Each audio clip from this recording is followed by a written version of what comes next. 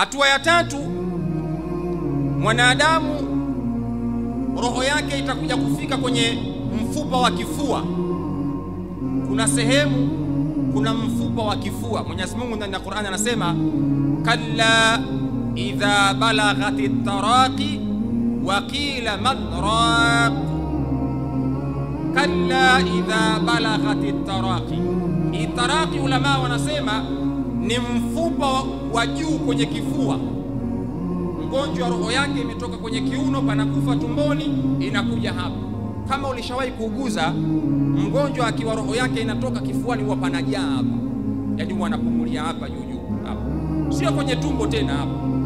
Madaktari wakija wanajaribu kusukuma, kupush kwenye kifua, kuamsha mapigo yale ya moyo.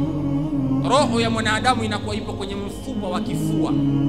Mwenyezi Mungu ameuita mfupa kalla idha balaghati taraqi. At-taraqi maana yake ni ule mfupa wa kifua, roho imefika hapa.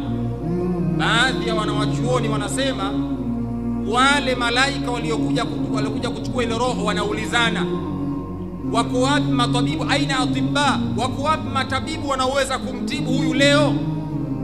Ndio wakila man raq, wale malaika ndio wanaosema wako wapi wa kuweza kumtibu huyu leo.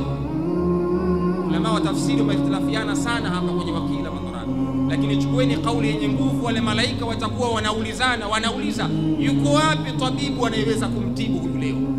Roho ishafika hapa sasa, ipo kwenye taraki hapa, kwenye mfupa wa kifua.